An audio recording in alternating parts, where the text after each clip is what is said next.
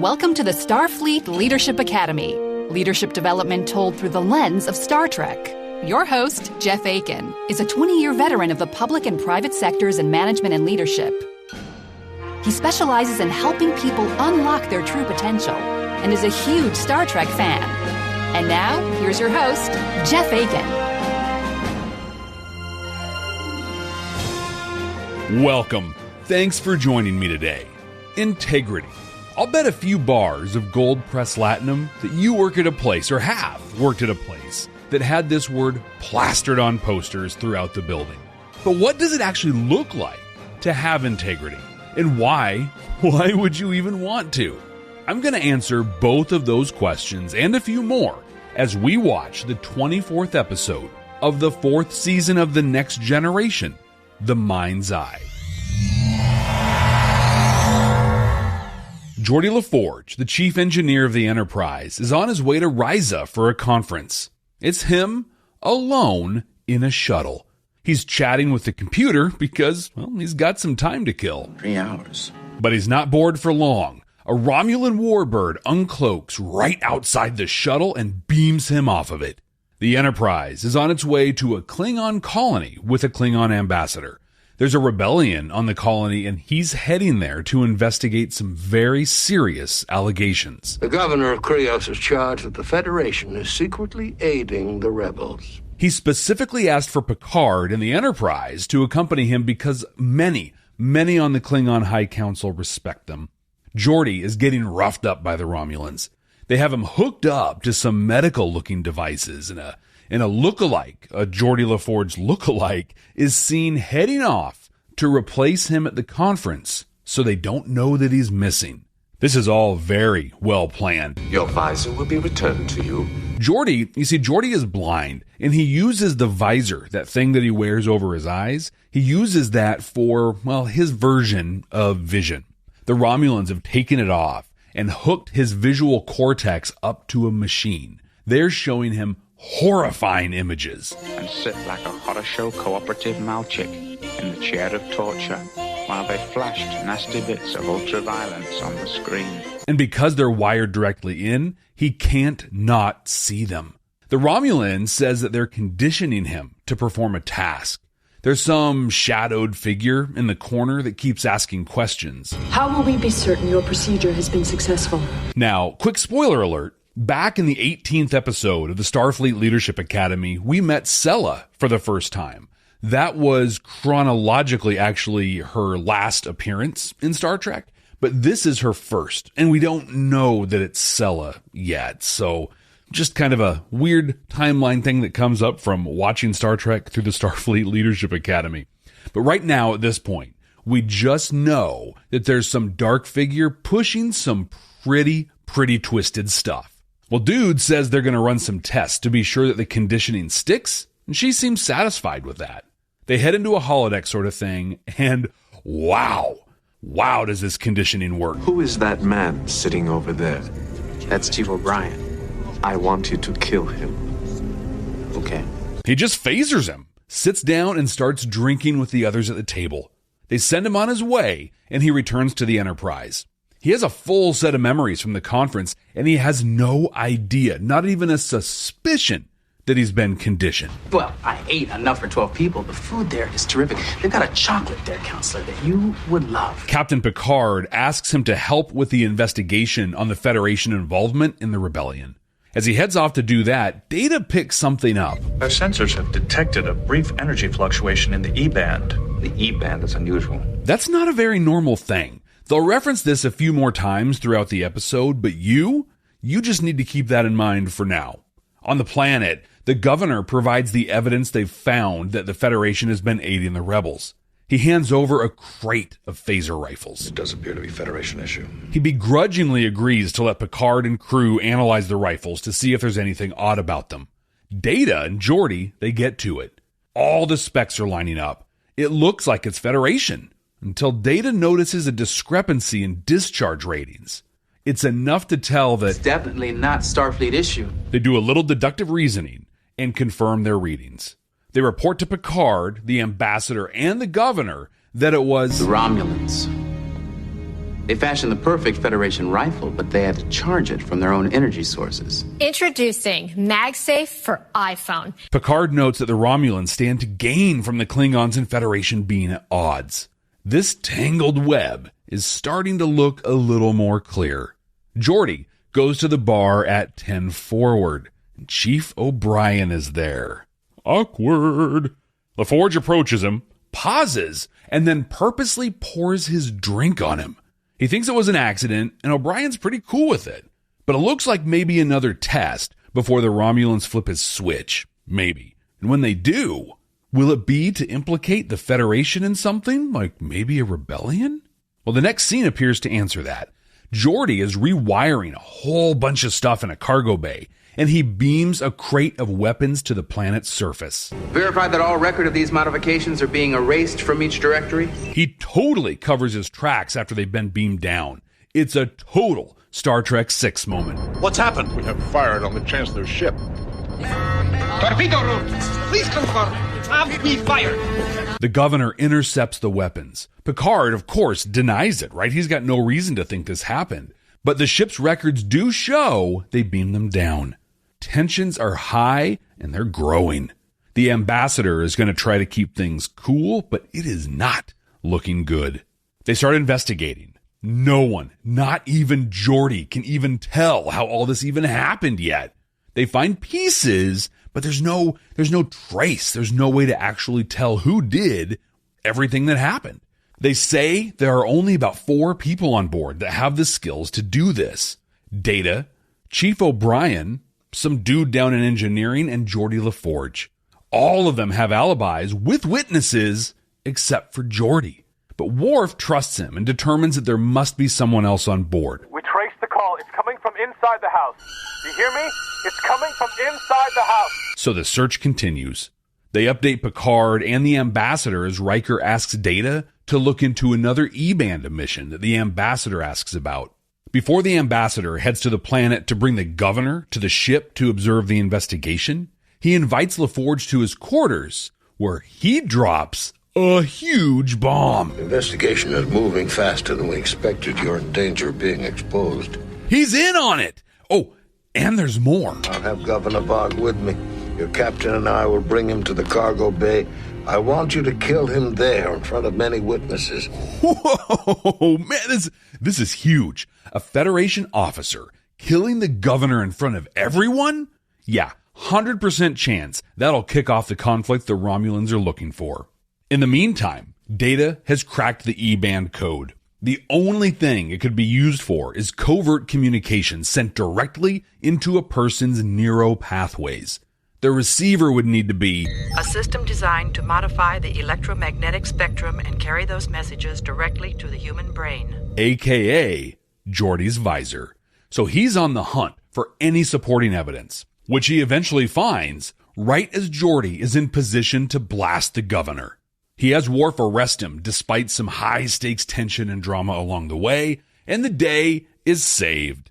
But seriously, why didn't he just have him arrested right away while he was looking for the evidence? I don't know. Feels like that would have made a lot more sense. But Data comes in. He explains everything that he and we have learned along the way, right? Geordi's shuttle was abducted by Romulans. He was conditioned and has been receiving commands through E-band emissions to his visor. But wait, there's more. Data has determined the E-band communications could only have come from one of 2 people, either Picard or the Klingon ambassador.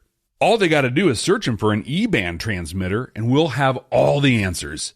The ambassador refuses, and the governor supports him, saying that he and his team will conduct the search, Klingon to Klingon. But the ambassador still isn't having it. He actually requests asylum. So Picard flexes big time. I will certainly grant you asylum when you have been absolved of this crime. The Klingons beam out, and apparently, I guess we're just supposed to assume that he got his in the end. I mean, seriously, like they beam away and that's the last we see or hear of him. But it's not the end of the episode. We get the rare opportunity to see Counselor Troi doing her thing, actually providing therapy. Geordi is struggling with the conditioning. It'll take time, Geordi. A long time. Must be nice having no cost available and accessible mental health services available to people? This was a really fun episode. Action, drama, tension, and an unexpected twist in it too. It's Star Trek does the Manchurian Candidate. We even get our first appearance of the actor John Fleck in this one. And while it's not easy to see just in this episode by itself, this one kicks off a long arc of episodes involving Sela and the Romulans that ends, really, in the unification of the Vulcans and Romulans that we don't see until all the way in Star Trek Discovery. Come to Quark's Quark's fun. Come right now. Don't walk. Run! Hey, Brent. Have you ever seen Babylon 5 before? Babylon 5? Mean that show from the 90s? Yep. No. You want to watch it for the first time? Let's do it. Babylon 5 for the first time. Not a Star Trek podcast. We are two veteran Star Trek podcasters watching Babylon 5 for the first time.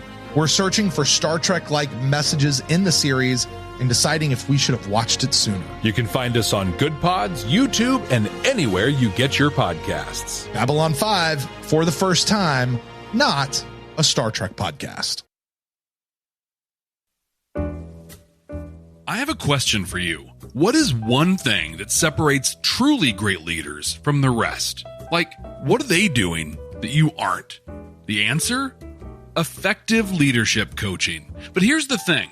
It's really hard to find a coach that you'll work well with, that you'll get along with, that will understand your needs. And that's where the Starfleet Leadership Academy comes in. That's right. If you're a leader or even an aspiring leader that wants to develop and build your skills so you can benefit your teams, and you want to do that in a fun and engaging way, reach out today. Visit starfleetleadership.academy/contact to schedule a time with me, Jeff Akin, and find out if coaching from me personally is right for you. That's starfleetleadership.academy/contact. Thanks. Live, lead, and prosper. Has this ever happened to you while you were watching Star Trek? Aaron, honey, pause. Why did Nog just say their first set of ears? I mean, it's weird that he didn't call them lobes. Okay, but first set? Do Ferengi lobes fall off and they grow new ones? Or are they supposed to grow in layers? I don't know. I've never heard anything about it. Ha ha ha. Wait, why do you think their ears would fall off? Is there some kind of animal that really does that? Listen to me, biologist and frequent episode pauser, Kelly Voss. And me, lifelong Star Trek fan and engineer, Aaron Strom. As we share the conversations we were already having at our house anyway. The Spinal Frontier comes out on your favorite podcatcher every second and fourth Monday.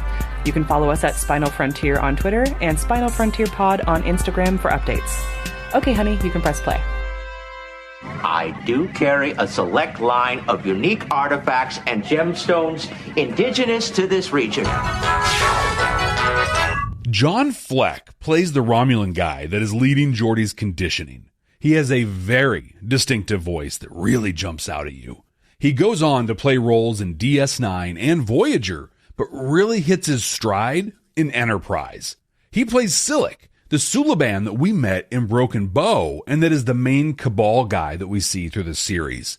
He is great in every role that he plays, and you can see all the potential in this one. He is a great villain.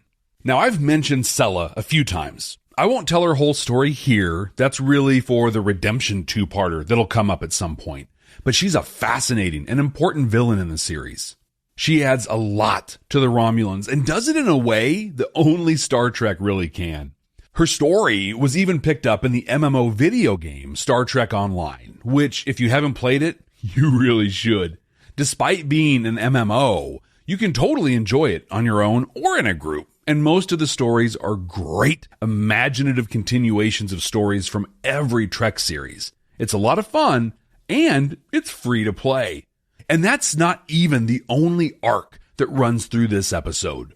We also get more of Worf and his struggles with the Klingon High Council. Near the end of the third season of TNG, Worf received a discommendation from the High Council to save his brother Kern's life. It's a powerful scene that I actually highlighted in a YouTube video on the SFLA podcast YouTube channel called The Captain's Chair. I highlight that scene because of the incredible support and leadership shown by Picard in a moment that Worf shows tremendous courage. See, Picard gets Klingon culture. He stood by Worf through the High Council's hypocrisy. But he wasn't the only one. Most every interaction with another Klingon for Worf is pretty hard. He's stuck carrying a huge stigma. But slowly, more and more are coming out and supporting him. The ambassador in this episode is one of those that are coming out. What matters is you acted on that day as a true Klingon. Now, turns out he's not such a cool dude, but he sees the honor in how Worf acted. I really enjoy how they were able to weave so much into this one episode. It's also cool that we got to see Counselor Troi doing her thing. Unfortunately, even though she says it's going to take a long time for him to get through this, I don't think we actually ever hear about it again. This episode aired in 1991, a few years before Babylon 5 and DS9 really showed viewers what lasting consequences could look like on TV. Command codes verified. Integrity. This is a word that we see a lot, and in my experience, an actual quality that we don't see often enough. Picard's integrity is the reason this episode even happened. His integrity with the Klingons, with Starfleet, and with his crew. The Enterprise is involved in this whole affair because of the integrity Picard consistently demonstrates. I'm going to talk about the impacts of having integrity and offer strategies to ensure that you are. And I just talked about Picard standing by Worf and supporting him. He does that again in this episode. I'm going to talk about the right way to do this that won't leave your team floundering on their own. The Starfleet Leadership Academy is supported by listeners just like you. Click the link in the show notes to support the ongoing production of this podcast. I got some tough feedback from a team member not too long ago. I was going to take some time off, and they were going to cover a meeting of mine. Now, this person is brilliant and really good at their job, but they also don't have the experience I or many of my peers have in meetings with a lot of people with impressive sounding titles. I didn't take this into account, right? I just trusted them. I knew they were up to the task, and I really kind of selfishly wanted to use this to shine a spotlight on them in front of other leaders in the organization. And yeah, they did great. Handled everything really well. Worked out just the way I expected, right? Except for one teeny tiny little detail. You see, they were freaked out and didn't necessarily share my confidence in them for this situation. When I got back and we touched base, they told me that, hey, you got this, was not enough for them. So my takeaway? Well, I supported them, trusted them and believed in them. You know, the things that you should do as a leader and a manager. I still failed to fully prepare them. In this episode, the Klingon ambassador is inviting Picard and the Enterprise to participate in the investigation as to whether or not the Federation is aiding rebels on a Klingon colony. Part of that is a tactical appraisal of the situation, and on the Enterprise, that means working with Lieutenant Worf. Picard says as much, but the ambassador isn't too keen on it. Picard's response is excellent. Worf's discommendation makes that very awkward. If I could work with one of the other security officers... Lieutenant Worf is my chief of security and my tactical officer. This matter clearly falls within his jurisdiction. Whatever issue the ambassador or the Klingon Empire has with Worf is irrelevant. That is irrelevant. Bottom line is, he's a crew member on the Enterprise and a part of the senior staff. Picard is going to do the same thing that I did. He's going to support him, trust him, and believe in him. But based on what we saw in this episode, Picard also didn't prepare Worf for what was coming. At a minimum, I hope Picard didn't just send the ambassador to reach out to Worf, like call him into the ready room, right? Tell him about the assignment. Be ready to answer any questions, respond to any concerns that Worf might have. As much as Picard is supporting him, Worf might be super uncomfortable working with the ambassador. At least give him a chance to say that. I mean, at least tell Worf hey, you've got this, which if you remember, isn't good enough either. But it's better than just sending Dude to reach out to Worf. But there is so much more to do. It all starts with the face-to-face. Do you understand the task? What questions do you have? What are you concerned about? Maybe even role-playing through specific scenarios and possibilities. Maybe tomorrow we can play D&D. In my situation, a conversation about the meeting would likely have resulted in me sharing some insights into how some of the executives think, like what questions they were likely to have, and then we could have practiced responding to them. If you're sending someone out to a job site on their own for the first time, bring up the likely obstacles they're going to run into. Actually, yeah, okay. I remember a situation with a small construction company not too long ago. So I was providing coaching to one of the leads there. Coaching, by the way, that you can also get by reaching out to me via email or social media. Just listen to the ad that I played a little while back in this episode and you'll hear all about it. Well, anyway, this person is one of my coaching clients, and they were about to let one of their team members run the crew for the day on their own. We talked through the likely problems they were going to face. In this case, one of the team members tended to disappear for like an hour or so, saying they were using the porta potty. And then there's a resident near the site that would sometimes come out and give them a hard time. It's loud enough that my TV at a normal level, I can't watch my TV. So we met with the guy and talked through these. They even role-played talking with the resident. And everything turned out great. The bathroom bandit dude didn't pull his shenanigans, but the resident did come out, and the crew lead in training handled him beautifully. This worked because the person I work with not only trusted, supported, and believed in his team member, but he also took the time to prepare him. I really, really want you to learn from my mistake and from what I'm assuming Picard missed too. Even when someone appears to be totally ready to rock it, pause and take the time to be sure. I mean, worst case scenario, they tell you they've got it and they don't need the prep. But you have done everything you can to set them up for success. But if you don't even offer, you are missing a huge opportunity. In Worf's interaction with the ambassador, he stands up not only for the Federation, but for Picard specifically. The ambassador is prodding him, trying to see if he can get anything implicating the Federation, and Worf just lays it out, plain as day. If Captain Picard said they're not involved, they're not involved. Period. The ambassador, of course, poo-poos this, saying that Picard could be lying to cover stuff up, to which Worf responds, Captain Picard does not lie. Now that's honestly a pretty immature and ill-informed statement. He could be telling the truth. But then you wouldn't be.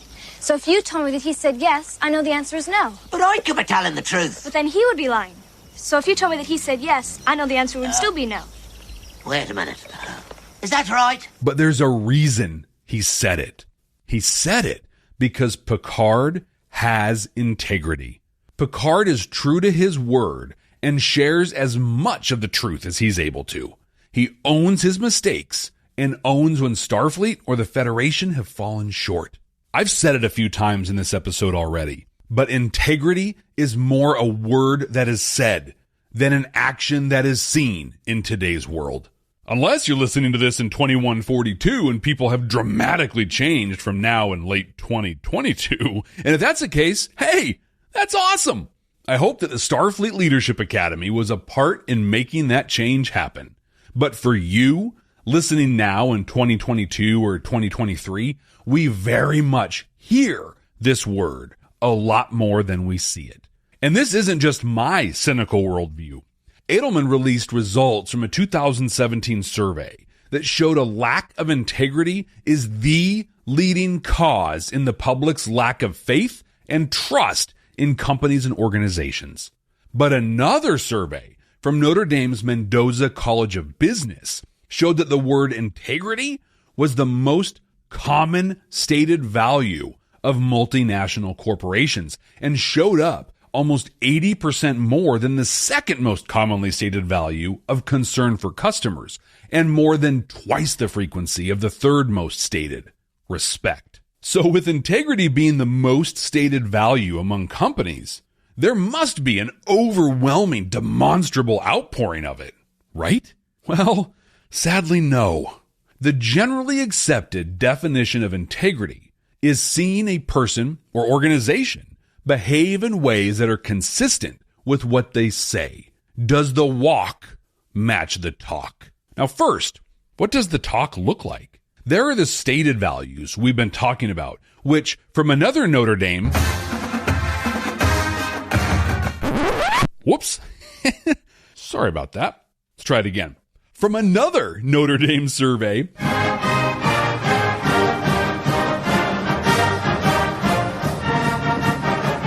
we see that 70% of the survey respondents said their employer had listed formal, official values, but 27% of the people couldn't remember what any of those values were. Like, they were literally just words on a poster.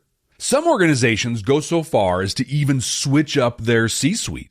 They take someone like the Chief Ethics Officer or Chief Compliance Officer, and they rechristen them Chief Integrity Officer. But even with these gestures, it is rare that we ever see observable, verifiable actions and behaviors that demonstrate integrity, that demonstrate that promises are being kept. Now, I'm going to talk about what you can do to be a part of the solution here, to actually demonstrate integrity. But I'm going to do TLDR for you, right? Just make it nice and easy, because the secret is honestly pretty simple. Here it is. Are you ready? Do what you say you are going to do, and then keep doing that. There you go. That's all there is to it. No spin, no games. Just do what you say you will when you say you'll do it, and do that all the time. Boom. You're ready to go change the world. But honestly, there's more to it than that. And it might be harder to achieve than I just made it sound. Almost every leadership example that we have in the public space is the exact opposite of this. Politicians promise to cure diseases, solve homelessness, and stop all crime. Despite the fact they have yet to do any of those things, we keep re-electing them. And we don't re-elect them because we believe in them. We don't re-elect them because we even like them. We re-elect them because they say that the other person who says they're going to stop all crime and do all the impossible things that they said they'd do also, but by the way, didn't do, they tell you that the other person doesn't know what they're talking about. They're going to do it in a dangerous way, or even worse, they aren't even qualified to do it. They differ on some key issues. I say your 3-cent titanium tax goes too far. And I say your 3-cent titanium tax doesn't go too far enough. Yet we keep falling for this. It's unbelievable. It happens organizationally as well. CEOs report to their boards and their shareholders, at least quarterly. They tell them profits will be up and innovations will continue. But they aren't. Companies actively stifle innovation, and they leave so much potential profit on the table as a result of that. But when that board finally gets tired of the CEO not delivering on their impossible promises and they fire them, that CEO just shows up at another company a few months later to do the same thing. And they make that transition, most often, with a super sweet walk-away package, right? We have created a society and a paradigm that actively rewards what we say instead of what we do. So we say we value integrity, but toss it out the window the second it gets too hard to do.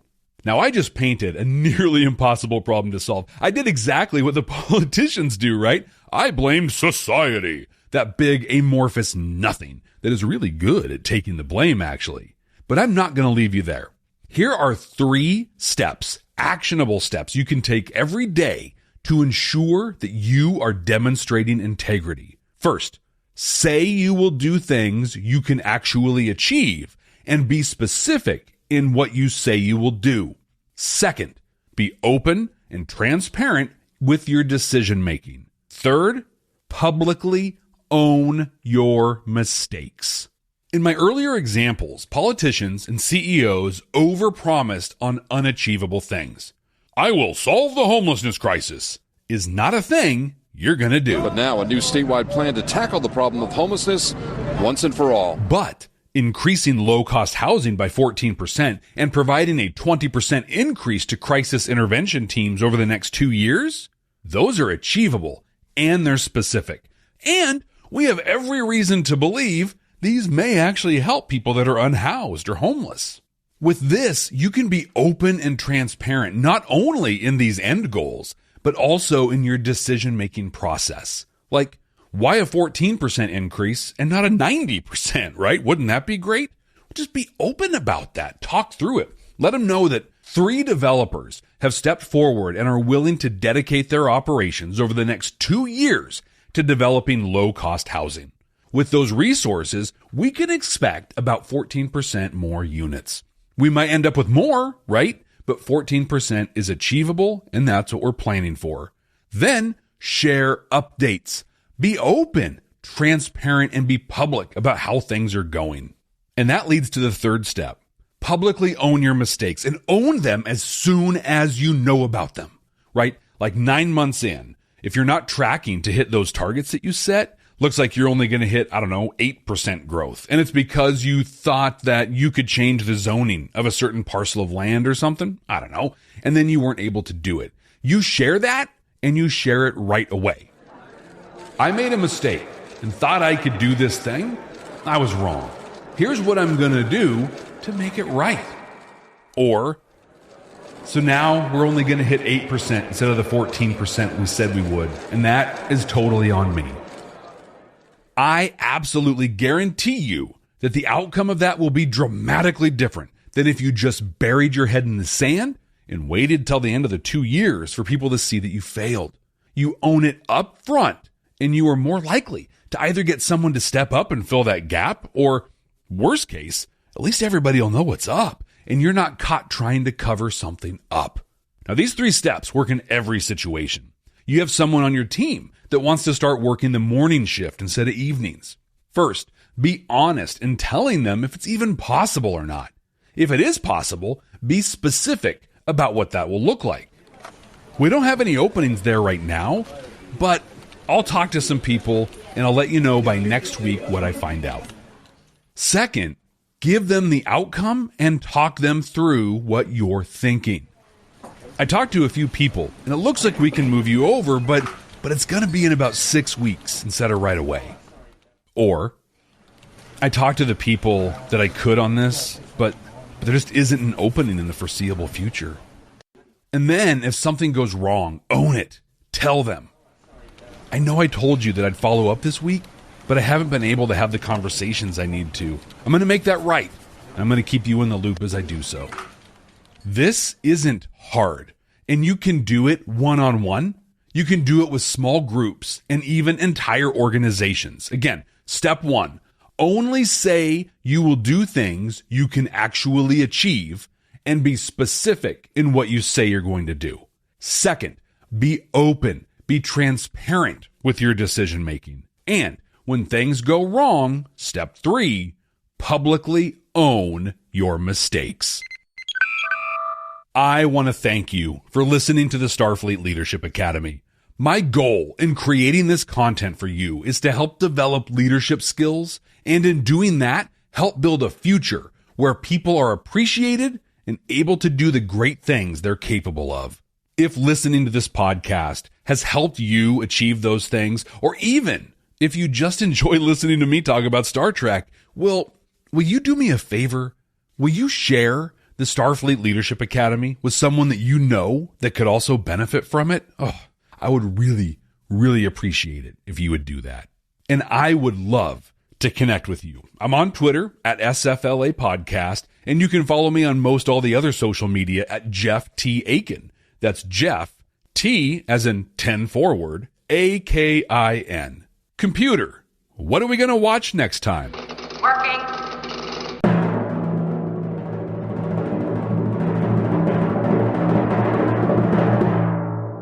Yes, finally, our first episode from Strange New Worlds. Now, whenever a series pops up that we haven't watched before, we start with the first episode, which in this case is Strange New Worlds. They kick off with a self-titled album, which worked out pretty well for Rush and a lot of other bands, so I've got high hopes. We're going to meet number 1, a younger Spock, and someone I am so excited to finally bring in to the Starfleet Leadership Academy, Captain Christopher Pike. Hey, I just asked you to share this podcast with someone that can benefit from it. Strange New Worlds will be an excellent episode to start them off with. I cannot wait. But until then, ex Astra Scientia.